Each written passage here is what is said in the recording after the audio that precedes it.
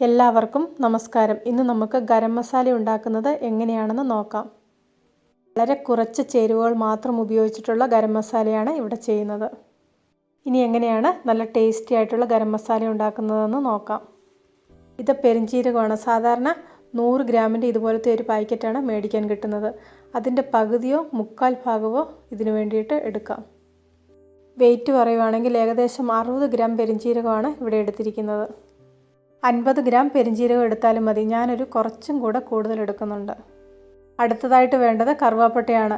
ഇത് വീട്ടിൽ നിന്ന് തന്നെയുള്ളതാണ്. കടയിൽ നിന്നുള്ളതാണെങ്കിൽ ഇത്ര അളവ് വേണമെന്നില്ല. ഇത് ഞാൻ ഒരു കൈയാണ് എടുത്തിരിക്കുന്നത്. ഏകദേശം 20-25 ഗ്രാം കാണും. അടുത്തതായിട്ട് വേണ്ടത് ഗ്രാമ്പുവാണ്. ഗ്രാമ്പും ഏകദേശം ഒരു കൈയാണ് എടുക്കുന്നത്. ഇതൊരു 20 ഗ്രാം കാണും. അടുത്തതായിട്ട് ഇതിലേക്ക് ചേർക്കുന്നത് ഏലക്കായാണ്. ഏലക്കായും ഒരു കൈയാണ് എടുക്കുന്നത്. ഇതും ഏകദേശം 20-25 ഗ്രാമാണ് ഉള്ളത്. ഇവിടെ എടുത്തിരിക്കുന്ന 3 സ്പൈസസിൻ്റെ ഇരട്ടി അളവിലാണ് പെരിഞ്ജീരകം എടുത്തിരിക്കുന്നത്.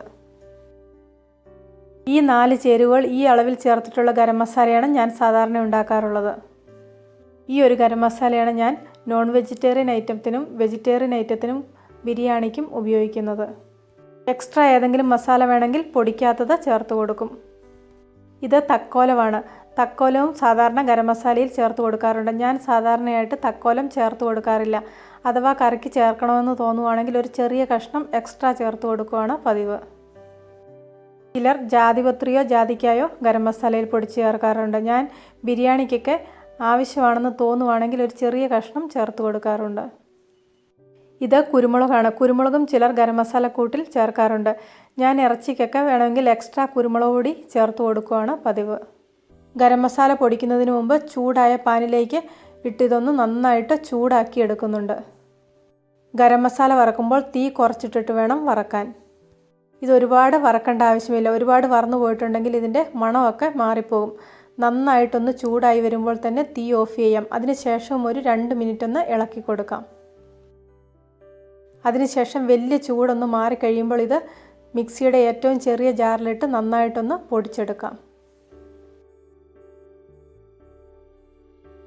ഗരം മസാലയുടെ വലിയ ചൂടൊന്ന് മാറി കിട്ടിയിട്ടുണ്ട്. ഇതിനി മിക്സിയുടെ ഏറ്റവും ചെറിയ ജാറിലിട്ട് ഒന്ന് നന്നായിട്ട് പൊടിച്ചെടുക്കാം. ഗരം മസാലയൊക്കെ ഉണ്ടാക്കി പൊടിക്കുമ്പോൾ ഈ ഒരളവിൽ പൊടിച്ചു വെക്കുന്നതാണ് നല്ലത്. തീർന്നതിന് ശേഷം അടുത്തത് പൊടിച്ചെടുത്താൽ മതി. ഒരുപാട് പൊടിച്ചെടുത്ത് വെച്ചിട്ടുണ്ടെങ്കിൽ ഇതിൻ്റെ മണമൊക്കെ കുറച്ച് കഴിയുമ്പോൾ പോകും. ഗരം മസാല എപ്പോഴും ഗ്ലാസ് കണ്ടെയ്നറിൽ വേണം സൂക്ഷിച്ചു വെക്കാൻ. ഗരം മസാല ഇവിടെ പൊടിച്ചെടുത്തിട്ടുണ്ട്. ഈ ഒരു പാകത്തിലാണ് ഗരം മസാല പൊടിച്ചെടുക്കുന്നത്. അടുത്ത പ്രാവശ്യം ഗരം മസാല ഉണ്ടാക്കുമ്പോൾ ഈ 4 സ്പൈസസ് മാത്രം ഉപയോഗിച്ചിട്ടൊന്ന് ഗരം മസാല ഉണ്ടാക്കി നോക്കുക. ഈ രീതിയിൽ ഗരം മസാല ഉണ്ടാക്കിയിട്ടുണ്ടെങ്കിൽ നമുക്കിത് ഏത് കറിക്കും ഉപയോഗിക്കാം. എക്സ്ട്രാ എന്തെങ്കിലും വേണമെങ്കിൽ അത് പിന്നീട് ചേർത്ത് കൊടുത്താൽ മതി.